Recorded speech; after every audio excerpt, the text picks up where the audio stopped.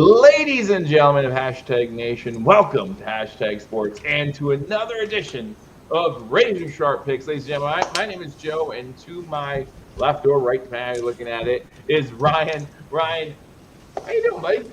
Good man. Good man. Missed last week, but back Yeah, at it this week, and probably a good week to miss. I had a rough week with the picks this week, but we're gonna get sure. back on track. That's all right. We all have a bad week, right? One week that we just want to throw away. Speaking of things to throw away, this Thursday night football game can be thrown away. This is so terrible. We just saw Debo miss a wide open pass, made the 49ers have to settle for a field goal. And we'll get to my parlay, which doesn't look good right now for the Thursday night picks. But it is what it is. And these Thursday night games are divisional matchups now, so those are interesting. We have two Monday night football games again this week. I think this is the third or fourth time this season that's happened. And no more bye weeks, Ryan. The byes are done, so now every single team plays 16 games here on out. That's right. Buys are all done. We're back into the meat of football here. We got two Monday night games this week, so gonna be a fun week. There's a lot of 4:30 games this week. Seems like a pretty getting into those balanced slates that they like to do as the season rolls on here. But as I look at the schedule, and we'll get into it, of course, as we go on through the show, it seems like there's a lot of really good 425 games. Yeah. Like the 1 o'clock. Like all the good games are on at 425. Yeah. And don't forget, guys, speaking of that, like for me, for example, I live in Pennsylvania. So you can guess what 425 game I'm going to get this week if I did not have the ticket, right? So if you're not in the Buffalo or Detroit area and you're watching the Eagles and Steelers game and you want to hang out with Bills Mafia, hang out with Hashtag Nation, and just hang out, listen to play-by-play, make sure you tune in. I'm probably going to go live Sunday around 3:55, and we're going to have a great time. That's going to be a fun game in Detroit, and hopefully we get the better outcome than we did last Sunday. But again, we'll see what happens. It's an NFC game. Hopefully we won't see them again until February if we see them at all. But I'm looking forward to it, Ryan. Yeah, it's going to be a good one, man. We'll talk about it in a little bit here, but last week's game and the Lions, it's going to be fun. It's going to be a lot of anxiety, I think, for Bills fans because it's going to be a tight one. Absolutely, I think it's going to be a fun one and a tight one as well. Steelers. The 49ers should have actually had a pick there, in my opinion. That a ball batted up in the air, so it's going to be third or second and 10. So let's start with looking at how we did last week, as Ryan alluded to. Not a great week for Ryan as far as the picks go, but you still did well with your parlays. I could use some of your advice when it comes to those this season. As you look at my my record against the screen, sorry Ryan, I didn't put that up for you. But there you go. There are the picks from last week. You see, I went 9-4 straight up, or against the spread, 10-3 straight up. So again, I'm looking pretty good. Both of us 20 games up against the spread. And Ryan, like 20 games up against the spread, that's impressive in my opinion. Might have lost Ryan. Oh, did we lose Ryan? Let me see if I can bring him back up here in a little bit. But yeah, 20 games against the spread. I'll take that every single day of the week. But you see Ryan plus 460 last week in the We'll see if we get him back. Plus 460 last week. I'll pull this up real quick for you. Go back to my the original slides. There you go. Plus 460 units, up 9.06 units for the season. I didn't want to talk about my numbers here as we continue to watch Thursday night football. Puka with a nice catch over the middle. Going to be a little short of the first down inside San Francisco territory. It's going to bring up, I believe, a 4th and 1 for the Rams. So they're going to go for it there. Ryan text me right now. See if he can get back in. He will be back in a little bit. In the meantime, I can keep you updated on this game, and we'll go through some of our picks. And we'll start with the pick for this game. We're talking about the Thursday night football game. Both Ryan and I picked the Rams in this one. Rams currently down 6-3, just converted a 4th and 1 in San Francisco territory, now at the 35-yard line. But you see both Ryan and I picked the Rams to win this matchup. How the Niners, with all the injuries on defense, holding on. That's something we're going to continue to ask Kelly, right? There's still like I didn't understand why there were favorites in this game when I looked at the spreads. 3-point favorites in this one. We do know that San Fran kind of outplayed the Rams in their first matchup against each other. However, the Rams were able to pull together in the fourth quarter and just come away with the victory in that one. In this game at San Fran, obviously Vegas like the Niners. Niners, like I said, currently up 6-3, but the Rams are driving deep in San Francisco territory now at the 25-yard line with 4:20 to go in the third quarter. While the Bills D 9% healthy and Rams put up 40 on them. Yeah, I talked about this on Sunday. It's a week-to-week league. You never quite understand why these matchups work out the way they do sometimes. But again, this is a divisional matchup as well. We all know those are a little bit tighter. Teams are more familiar with each other when you talk about divisional matchups. But you see both Ryan and I picking the Rams to win this matchup. Down right now, but driving, looking to gain the lead here in a little bit. Moving to the Sunday slate of games, and as Ryan and I both alluded to, a full slate of games. So you're going to have a lot of 1 o'clock games, a lot of 4 o'clock games, and 2 Monday night football games.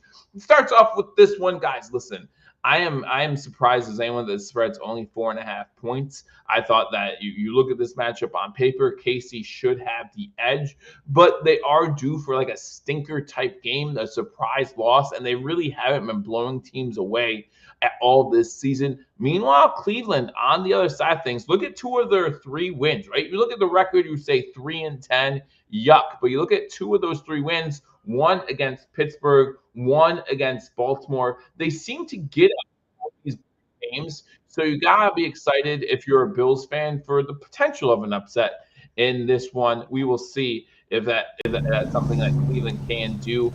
Ryan, do you think Cleveland can put up a fight at all against the Chiefs in this matchup? Yeah, I mean, I think they've shown with Jameis at the helm that they absolutely can put up a fight against any team in the NFL. I mean, if he goes out and, that Denver game was kind of like a microcosm of his career, right? Like if he goes out and doesn't throw 2 pick sixes, like they win that game running away, and it's on the back of Jameis. So I think they absolutely can beat the Chiefs. I don't think they will, but this is one of those games where it's like, if this is the team that beats the Chiefs, it's like, of course, this is the team that beats the Chiefs, right? This is, of course, the game that they stumble in. Right, kind of like last year's Raiders game for the Chiefs. On Christmas Day, absolutely. On Christmas Day, where it was like, how did that happen? But it does happen from time to time, and the Chiefs barely escaping these wins. It has to catch up with them sometime. Their luck does have to run out. Why not against the Browns? Going on to the next matchup at 1 o'clock, you got the Cincinnati Bengals going against the Tennessee Titans. The Bengals sitting there at 5-8 straight up, 7-6 against the spread. Unfortunately for a team like the Bengals, they have to have a lot of things fall their way in order to make the playoffs. It's no longer win and in type scenarios. But an impressive win on Monday. Got a little lucky bounce with that punt, but that you have to start somewhere. Yeah, I mean, they've got to win out, right? They've got to run the table. They got to finish at 9-8 if they have any hope of making the playoffs. And from there, they absolutely need to get some help in front of them. It's tough in that AFC North, and it starts on Sunday, right? This is a prime matchup of a team that's got to have it against the Tennessee Titans team that, probably doesn't really want it. I mean, as a franchise, they want that high draft pick at this point. So this is a game that I think the Bengals are going to win by probably 2 scores. I think that's kind of how that ends at the end of the day. And I just picked the under on this because I don't know where Tennessee's going to get points from. Right. We saw the Tennessee-Jacksonville game. That was ugly. So I can't imagine Tennessee's offense doing much better against the Cincinnati Bengals. Well, Ryan changes the game real quick. I do want to get to Callie. I want to get to your question. Unfortunately, the Bills, with their loss last Sunday, are now 2 games back of the Kansas City Chiefs. So we need the Chiefs to lose 2 games and the Bills to win out. Not impossible. The Chiefs still have some tough opponents ahead, including Pittsburgh. In Pittsburgh, they still play the Texans, I believe, and they also still play the Broncos as well. So still some tough games for the Chiefs to play. So if they lose this one against the Browns, definitely looks like the Bills, if they are able to get a win on Sunday against the Lions, have a pretty good track to that number 1 seed. Because remember, the Bills' end of season not nearly as tough as the Chargers' end of the season. It goes Patriots, Jets, Patriots. Neither of those teams playing for much at this point in the season. And as far as the Jets go, they're not as good as the team the Bills played week 3, and the Bills won that game pretty won that game. I'll say pretty easily. It was a close game for a little bit, but won that game. So hopefully we get the same outcomes if needed late in the season. Going to the next 1 o'clock matchup as the Rams are getting ready to score. Third quarter just ended. It's going to be 2nd and 3 from about the 5-yard line. So we move to the Washington Commanders, New Orleans Saints game. Looking at the spread, 7.5. Ryan, you like Washington to cover the spread. We both have the Commanders winning. Again, for me, I look at a game like this, and I know the Saints still banged up, and they've just had a really bad season when it comes to injuries. I look at this game and I say, different time zone for Washington, still a young team, right? And I just don't know, what if Jane Daniels has proven enough to me to say he can cover more than a touchdown spread. So that's why I went with the Saints here. 7.5 seemed like a lot of points for me. Yeah, I mean, I think this is a situation where the better team should win this game by 2 scores, and that's Washington. No Derek Carr for the Saints. I think that's really going to hamper their ability to do much offensively.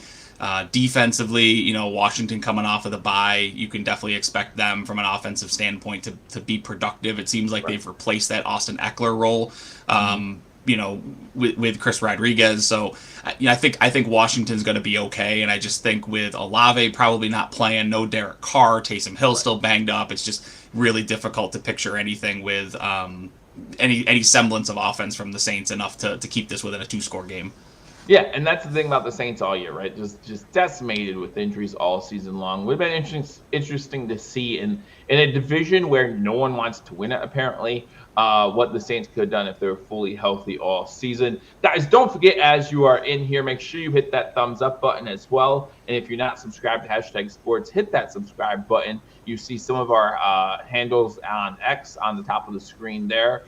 On all social media platforms, make sure you follow Hashtag Sports. And we also want to say thank you to Mr. Rogers Homes sponsoring Hashtag Sports. Moving on to the next 1 o'clock game, you have what should be no contest, right? And again, Ryan, I talked about the difference between the 1 o'clock games this week and the 4 o'clock games this week. Obviously, this game should be nowhere other than the 1 o'clock slate, maybe the second Monday night football game because they seem to want to put stinkers on there.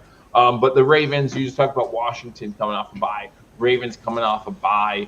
They need to keep on winning if they want to have a chance at the Steelers moving forward, or if they want to stay with that 4-5 matchup in the wild card round, where they probably will end up playing against the Texans. And I think that's a good matchup for the Ravens in the first round. But yeah, this game shouldn't be close, and I'll talk about this more when we get to our prop bets. But I don't know if you had anything you want to say about this game.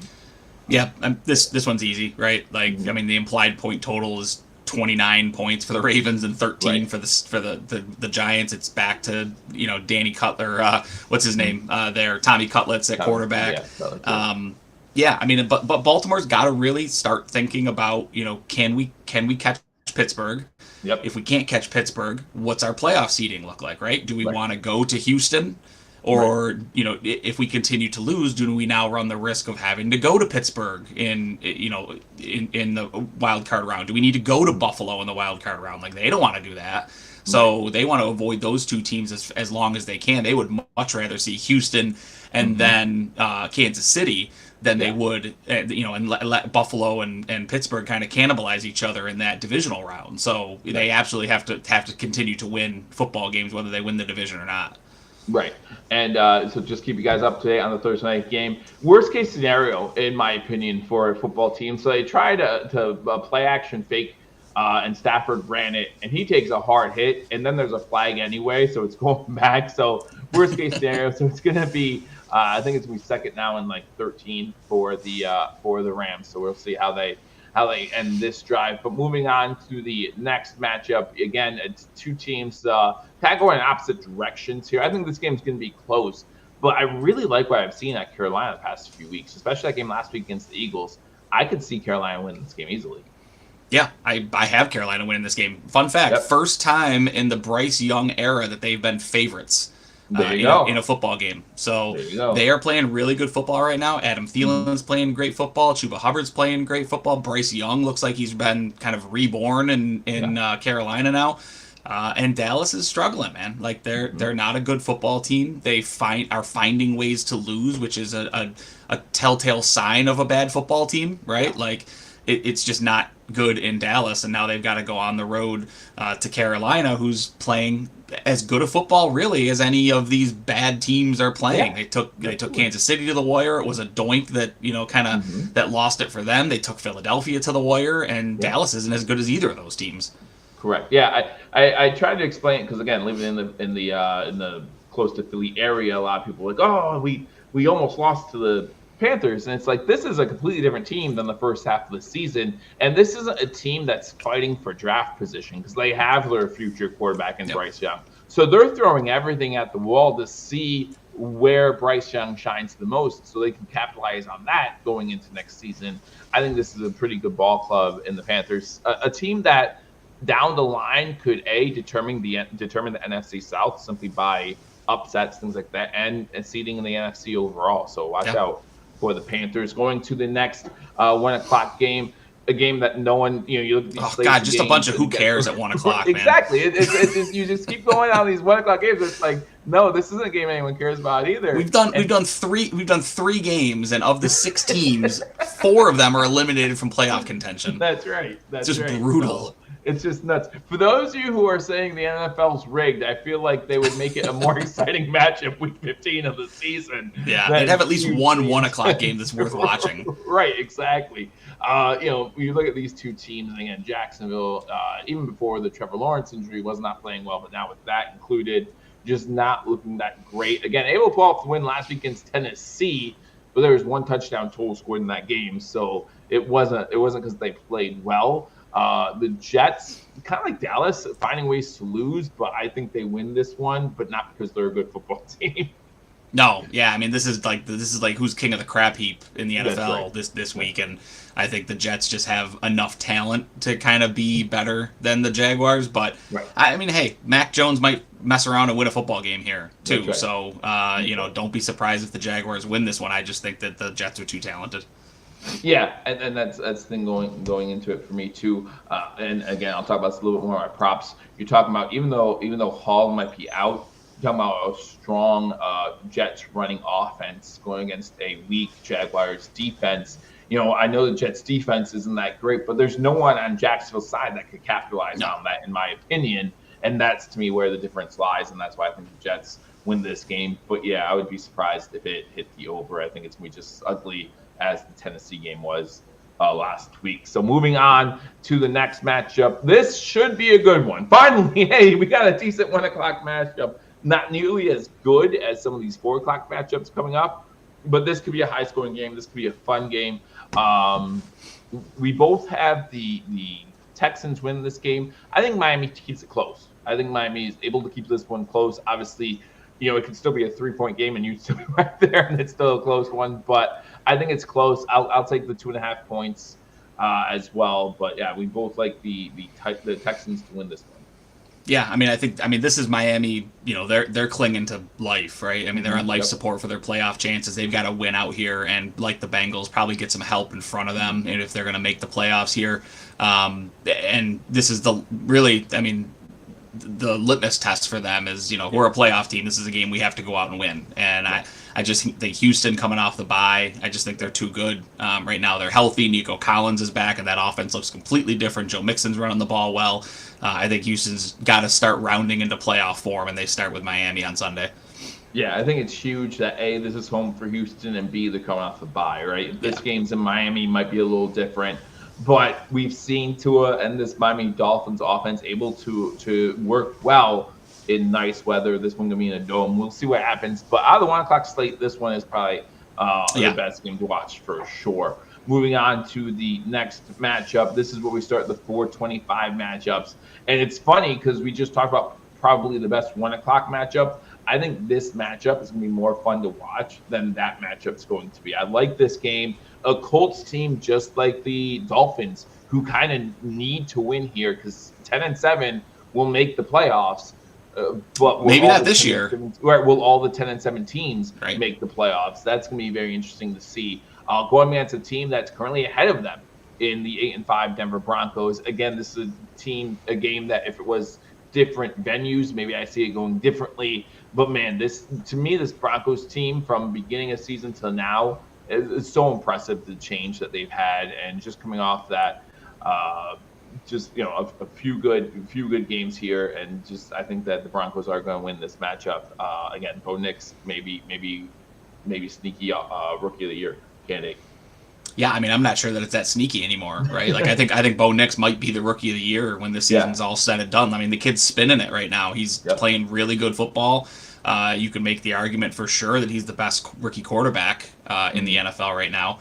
And I mean, I think the Colts, this is another one, like the Colts have to win this game, but I think the Broncos have to win it too, right? Like, these are two teams that are fighting for a wild card spot. Denver, Kansas City clinched the division, right? So Denver's chasing wild card at this point. They've got to finish as good as they can, and it's so weird, man. A 12-5 team, if they win out, could wind up a wild card team this year. Like, the AFC is no joke this year, and again, the other side at 10-7, Indianapolis is absolutely in the playoff hunt. Like, there's only 4 teams in the AFC that have been eliminated from playoff contention right now.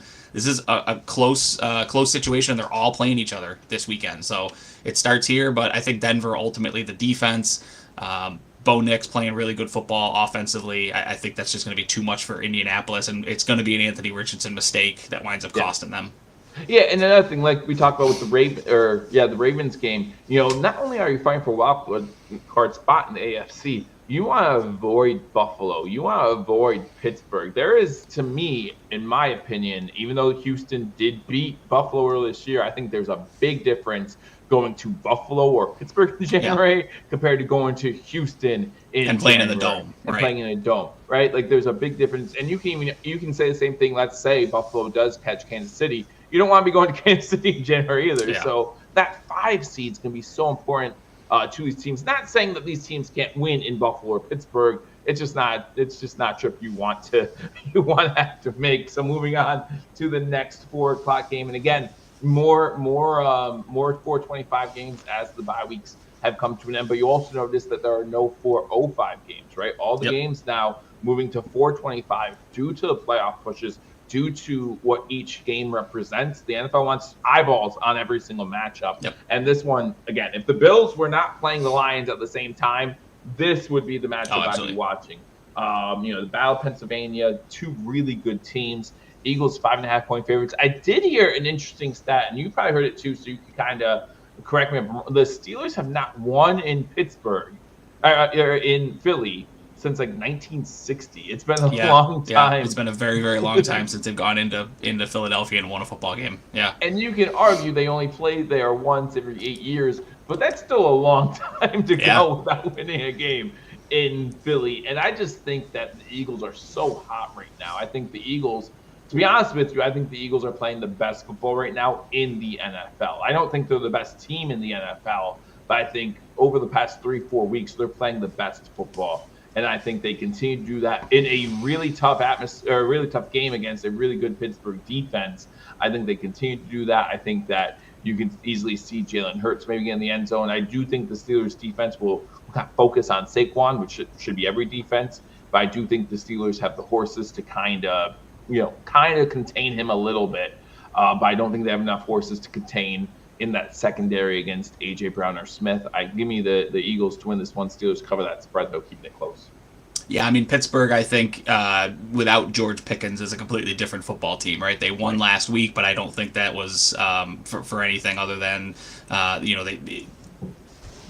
they're not the same team without George Pickens. I mean, that's kind of what it comes down to, right? And then from a Philadelphia standpoint, I think this is the worst possible week for the Steelers, for Philadelphia's wide receivers to start chirping to the media, right? A.J. Brown was very vocal after the game last week. It sounds like there's some maybe internal strife going on there. Historically, what that turns into is a force feeding to that wide receiver, right? Like, so don't be surprised if you see A.J. Brown with 15 targets this week. And if that's the case, this game's going to get blown wide open because I don't think Pittsburgh has, like you said, the horses to stick with A.J. Brown. And then I think the Philadelphia defense up front is a bad matchup for Pittsburgh because they're going to try to run the football, and teams are not successful doing that against Philadelphia this year. So I think that's going to be the difference here, is just really a bad time for this matchup for the Steelers. But the Steelers are fighting for the 1 seed, just like the Bills are, right? I mean, they're the same spot as the Bills, and the way it works out, what I read was the way it works out because of the way tiebreakers fall. If Pittsburgh wins out and Buffalo wins out, Pittsburgh wins the tiebreaker because of strength of schedule or strength of victory. So, Buffalo's gotta kind of like, okay, we're not just chasing Kansas City here. Now we've got somebody on our tail. So this is a game that everybody's going to be watching in the AFC to find out what's going on for playoff seeding purposes. Yes, and I do believe, and Ryan, correct me if I'm wrong, maybe we haven't dug into this too much, even though the Steelers would beat the Bills in a tiebreaker situation, if all 3 teams end up tied, I believe the Bills win that scenario. If the Chiefs, Steelers, and Bills are tied, because then it would go to conference schedule, I believe, and the Bills would have 1 less loss in the conference. I don't know. I know it's something like that, but we're a far way off from talking about tiebreakers. Just win out at this point, and we'll figure out the rest at the end of that. But moving on, speaking of tiebreakers, speaking of our – oh, no, we're going to this game first? Okay, fine. We'll have a break. Well, we'll take a break first. But this game does matter. Like, if you look at the Cardinals, this game does matter. Again, in a division where, if Seattle slips up here, you don't know what's going to happen. The Cardinals, I think they did lose last week, correct, to move them back even further. Yep. Of the Seahawks, they lost to San Fran, I believe. But this is one that the Cardinals do need, and again, just the better team. Wouldn't be surprised if the defense keeps this one close for New England for the first half or so. But I do see Arizona winning this ballgame. Yeah, this is a situation where Arizona has to win. They've got to try to keep pace in that AFC West. It's starting to get really crowded there. They're not playing great football right now, so Seattle and the Rams are starting to pull away a little bit. So Arizona has to have this game against a team they should beat in the New England Patriots. Right, yeah, and this game's in Arizona. Give me the Cardinals. Moving on from this game, I don't know if there's any more. There's one more, man. Wow. But not only that, this is another really good game. Like, this could be a fun game to watch, too. You talk about the Tampa Bay Buccaneers going to the Chargers.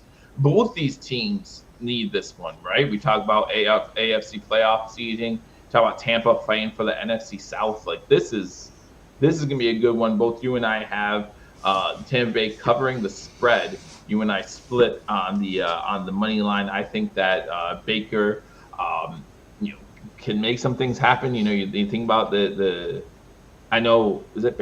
Herbert coming off that ankle injury, right? So he's not going to be fully, maybe not fully active. He was limited in practice today. I think that plays into this. I do like the idea of Harbaugh. Like, Harbaugh's going to outcoach them maybe. So it's going to be a close one. I look forward to it.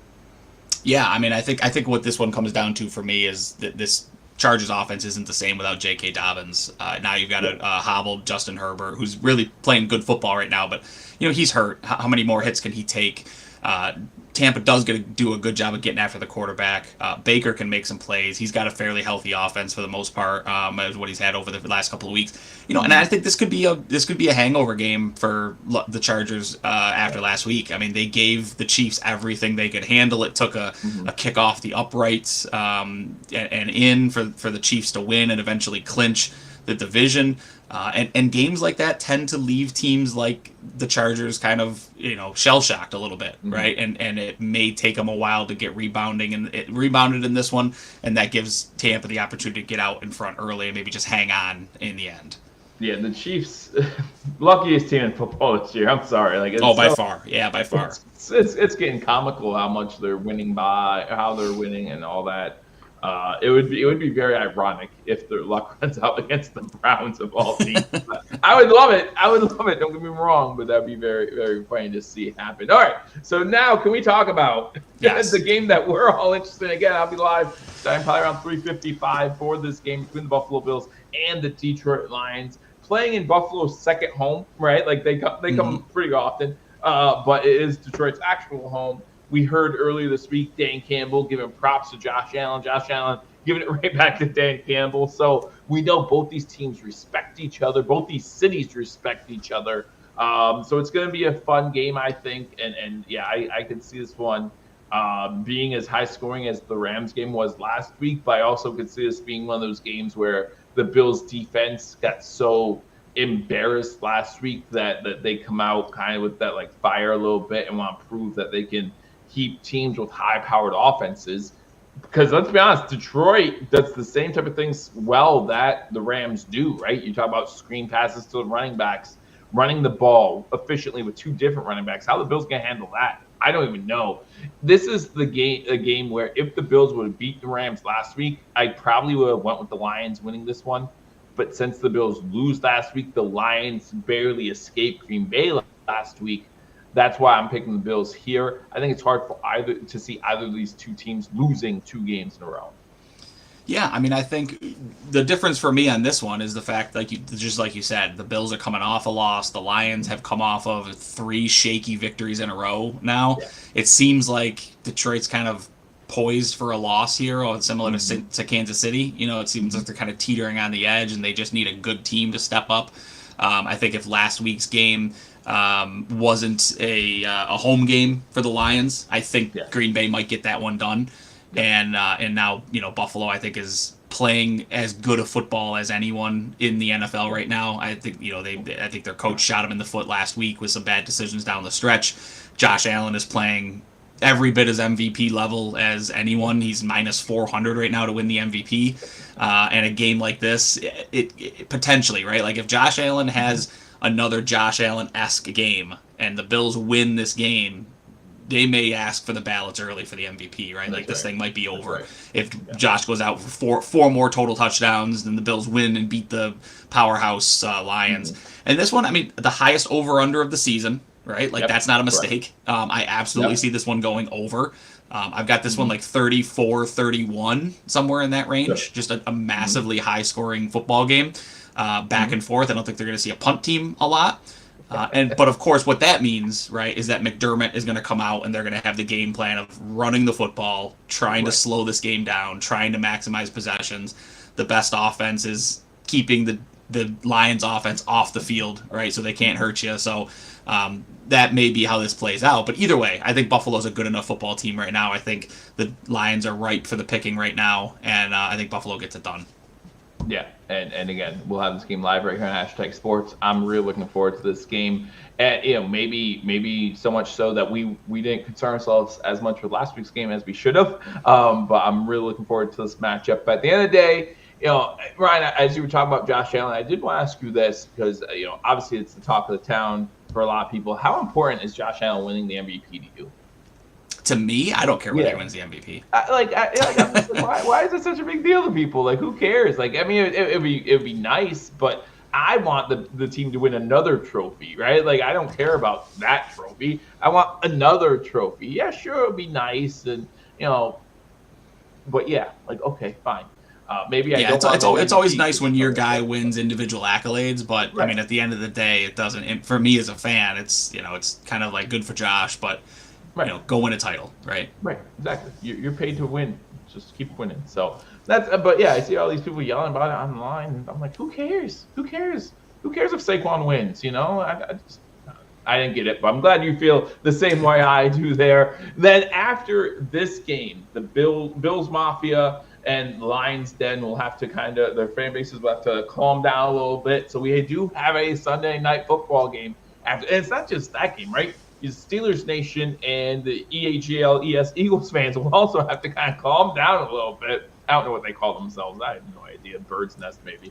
But here you go. You'll get to watch the 12th man. And again, another great game. Again, you look at all the great 4 o'clock and 8 o'clock games, and you're just like, why just move flex 1 to 1 o'clock? You feel bad for 1 o'clock games. Like give them something. Give them something. But you do have the Green Bay Packers in what I would say after last week is a must-win situation, going against the Seattle Seahawks. So again, if you look at the NFC West, the NFC West teams will definitely be cheering, especially, if the Rams win this game, they'll be watching this game closely, cheering for the Packers to beat the Seahawks. Because the only way, in my opinion, a team from the NFC West makes the playoffs right now is by winning that division. Yeah, no, absolutely. Yeah, and I mean the Packers are at risk of losing sight of both the Lions and the Vikings here, right? Yeah. So like they're still in the divisional race for the NFC North, but their margin of error is gone at this point, right? Like 9-4, like 13-4 is going to win you the division if the Lions lose 3 games in a row or 4 games in a row to close out the season, right? Exactly. So this is a must-win game for Green Bay. I think they get it done. I think the Seahawks are struggling. This is the worst time of the year for them to be struggling the way they are. Kenneth Walker's down, so Charbonnet's stepping up, but Charbonnet's always been a better second option in the running game than he has been a first option. So DK Metcalf's not playing well. He's playing hurt. Just a really tough time right now to be the Seahawks. They're leading the division, but that could go away quickly here. So 2 teams that need it, and those are fun games to watch, especially on a Sunday night after the highs and lows of what that Bills game will look like. Exactly. And again, we talk about the AFC playoff picture. Who do you want to play right now in the NFC? You definitely don't want to go to Detroit. You definitely don't want to go to Philadelphia. You want to play either the winner of the NFC South or the winner of the NFC West. So you want to fight for that 5-6 seed.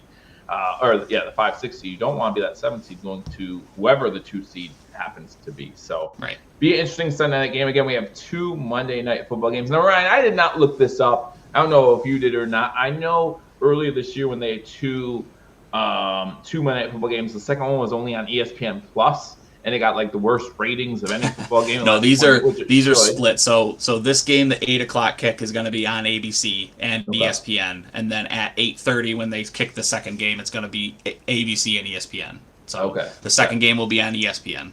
Gotcha. Okay. So basically, you're tuning into ABC because when you see the second game, you're not going to want to tune in much for that game. But again, I mean, this game's not. I don't know how much better this game's going to be, but this game could be over by that kickoff. Maybe tune in for a little bit. But the Bears, you just never know what to expect. Remember, the Bears got off to such a good start, right? The Bears were right there. There was a point in the season, 6-7 weeks in, I believe it was, that all 4 of these teams were above 500, and we were like, wait a second.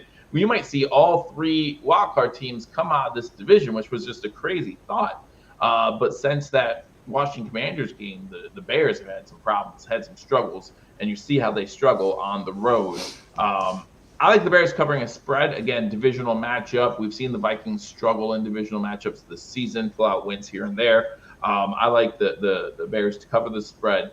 But I think the Vikings overall pulled this one out, moving to 12-2. Again, making sure to keep pace with the Lions. I think Minnesota's too good right now. They're playing really good football. They're running the ball really well. They obviously have a two-headed monster in the passing game, and Justin Jefferson and Jordan Addison. I think a monster game from Jordan Addison is incoming here. Johnson's for the Bears are probably going to follow Jefferson around, and that's going to leave Jordan Addison with some advantageous matchups for them. So, I don't know that this one's going to be particularly close. I've obviously got Minnesota covering the spread. I think they get up 2 scores early and kind of never look back. Sure. And they have the running game to do it too, right? You have a running game there with Jones you get up to a big lead, and you can just run the ball out and keep going. But that is the first Monday Night Football game. I did want to make mention, I joked with Brian earlier last week and today before on the live stream. Of course, Justin Jefferson has 2 touchdowns. The week after, I projected him to have 2 touchdowns. That's where my props and parlays have been working all season long. But I'm definitely not putting any props or parlays on this game because this game is going to be ugly, in my opinion. I don't even think it's going to be that great of a game. I think that the Falcons come out, again, still trying to fight for that NFC South. They still have something to play for. I think Antonio Pierce, I know this is his first full season. I think his time is done in Vegas. I just think if I were ownership, I'd get rid of him and just move on and start over if I was the Raiders. But I'm not looking forward to if I have to tune into this game because if the Vikings game isn't close, I might be going to bed by 9:30. That's all I'm saying. So we'll see. I don't know if you had any comments on this game at all. This one's kind of self-explanatory. I'm surprised I'm honestly surprised it's only 3.5 point favorites for Atlanta. Right. I think that speaks to how bad a football they're playing. For the Raiders, it looks like it's going to be Aiden O'Connell, I guess. Like, the guy seemed like he was dead on the field when he got hurt, and now all of a sudden he gets taken off with an air cast, and now all of a sudden it's like a sprain, and he's probably going to be good to go. So, I don't know what's going on in Las Vegas. It seems like there's a whole lot of guys that just don't want to anymore. And that's a bad recipe when you're playing a team that's, again, fighting for a divisional spot, very much in that divisional race in the NFC South. And I think the NFC South is going to be like, of these next 4 games, who can win 2 of them, right? I think that's who's going to wind up winning that NFC South. That's right. And I think it'll be Atlanta. They're going to be too good in this one, and the Raiders just don't have much fight left. Right. And then you'll be happy to hear, as we both picked the Rams to win this game straight up, the Rams just picked off Purdy in the end zone. So it's a touchback, and they have a 3-point lead, and the Rams looking in the fourth quarter to close this one out. Those are our picks for Week 15. Now we get into our props and parlays, a part of the episode where I've taken off the last 15 weeks, apparently, and not really done too much. But, Ryan, here's what we're going to do once again. Because it worked for me the first time we did. It's the only time I had a decent week. I'm going to give you my Thursday night parlay. You're going to start with a parlay, then we'll go back and forth a little bit. Even though my Thursday parlay has very little chance of hitting at this point, man. Like, wow. Matthew Stafford, I think, still needs 200 yards to get to 225 here in the fourth quarter. That's it? Like, it's pretty bad, man. I saw the weather for this game. I was like, oh, that's okay. He'll do just fine. Matthew Stafford over 225 in 6 of his last 7 games. It's currently going to be 6 of his last 8. So I was liking that one. Williams 3 straight games with at least 1 touchdown. Had 2 last week. He'll have 0 today. And Jennings 6 or more receptions in 3 of the last 5. And the Rams defense was 24th in the league against the pass. But I just put up things just for fun at this point. Like, it's just, what shouldn't you bet? Joe's got you covered. So that's my Thursday primetime parlay. Ryan, go ahead. Let me know what you're looking at. Yeah, so my first one, I'm going to go with Rico Dowdle. The Panthers are allowing 203 yards per game rushing over the last 3. Dowdle's hit this mark in 3 straight, so I think that's easy money there for him to pick up 80 or more rushing yards. His over-under is 84.5, right? So Vegas agrees. They think he's going to hit that 80 mark. The next one on this one here, Caleb Williams. I think this is a good matchup with him for the Vikings to throw the ball a lot. I think they're going to be trailing. It's going to be a negative game script. Vikings are allowing 303 yards per game over the last 3. Caleb Williams has hit this number in 3 of his last 4, so I really like him for 225 yards in this one. And then the last leg of that parlay is going to be Jordan Addison. I mentioned him before, right? Jordan Addison, the Bears are allowing 286 yards per game over the last 3. Jaquan Johnson's going to be shadowing Justin Jefferson. I think they're going to try to take him away. The best way to make sure that you free him up, if you're the Vikings, is to throw the ball a lot to Jordan Addison. He's hit this in 3 of his last 4. The one that he didn't hit, he had 54 yards, so really close to hitting that number. So Rico Dowdle, 80 or more rushing yards. Caleb Williams, 225 passing. And Jordan Addison, 60 or more receiving. That's my lock of the week. And those have been hitting pretty good. I've hit, I think, 2 in a row on these locks of the week. So going for 3 on this one. Yeah, my lock, some scary things here. But again, I was talking to you earlier, Ryan, with the way my season has gone. If I want to get close to even for the year, if I can even picture that with how late we are in the season, I gotta start making some questionable decisions, if you will. You look at Jamar Chase. 6+ receptions. He's done that in 6 straight games. I know they're going against the Titans, who have the number 1 pass defense in the NFL, or number 2 pass defense maybe in the NFL. But this is Jamar Chase. This is a guy who's played against every defense there is and still is able to get open, find ways to get open.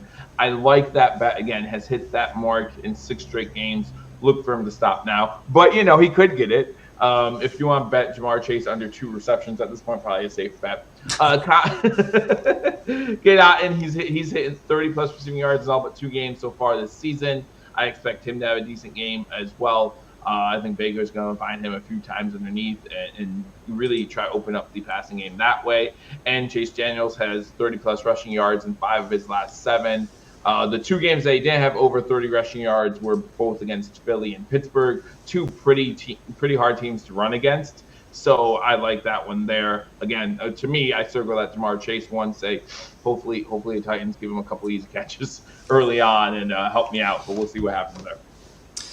Yeah, so for mine, my Bills parlay of the week, been on the struggle bus with this one the last few weeks, but not through lack of trying. I've been one leg short on each of the weeks that I've done this. But let's start with Josh Allen. Guy's playing the best football of anybody in the NFL. He's the best player in the NFL right now. Need him for 225 yards passing. He's hit this in 6 of his last 7.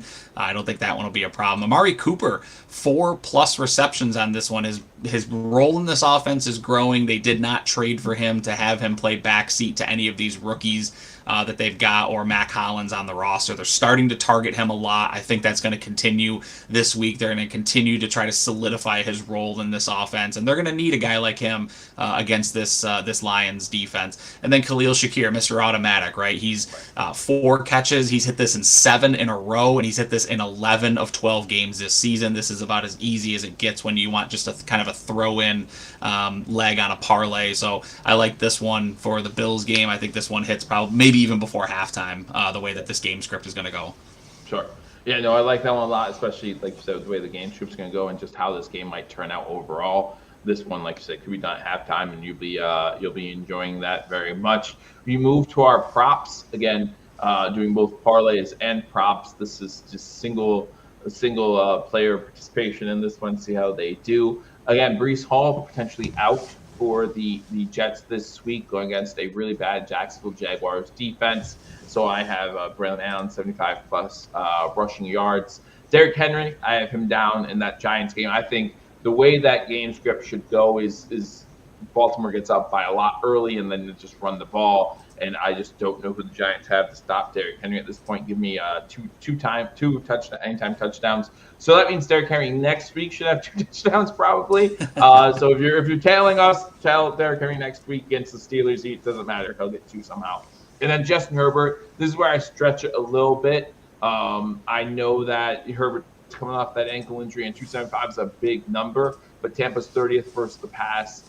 He was a limited participant today in practice, so it looks like he'll be good to go come game time. And Justin Herbert's one of those guys. If he can throw, he's going to throw. And with mobility being an issue, I see a lot of quick passes early, and see if the receivers can gain some yards after the catch. Yep, and so for me, I just hit this line, actually. Kyren Williams just went over 100 yards rushing, so cash it. Unfortunately, we didn't do the show last night like we usually do, so those of you who didn't get to jump on that Kyren Williams train, I apologize for that. So that one did cash, so I'm already in the plus money for the week. Bryce Young, we talked about him earlier in the show tonight, playing really good football right now. First time in his career as a starter that he's been a favorite. Dallas is allowing 250 yards passing per game over the last 3 games. I like Bryce Young to get there again. I think this is going to be a sneaky shootout type of football game, right? I don't think either team's going to be able to grind it out necessarily. They're going to have to throw the football. And then the last one I've got here, Trey McBride. The Patriots are allowing a whopping 3.3 passing touchdowns per game over their last 3 games. McBride, he's the primary target for the Cardinals. They got to have this one. I think they're going to feed him early and often, and I think he gets into the end zone on that one. So those are my three legs. Again, I'm already 1 for 5 on the week as a whole, but we'll see what the rest of the week has in store to stay in the plus money. Sure, and yeah, Williams just hit it, but you never know. I don't want him to lose yards for Ryan. All right, settle down. Yeah, we're not going to talk about that. He hit it. I'm going to hit cash right now. Cash right now. We're done. But those are our picks, our predictions, our props, our parlays for Week 15. Ryan, we're coming down to the end of it, man, and it's been a great season, but there's still plenty of great games left, and I'm looking forward to every minute of it. Yeah, we'll be back next Wednesday. We'll be back on track. I'm actually going to be in San Diego next week, so it'll be nice and early for me when we hook up for a 10 o'clock show. It'll still be time to. I'll probably do the show and then go grab dinner. That'll be the kind of time I'm having at the conference. But yeah, glad to be back on here. It's been a fun season so far. We're going to finish strong here the last 4 weeks of the season. We're both 20 games over 500 on our straight up picks, and we're going to keep that rolling and keep winning people some money.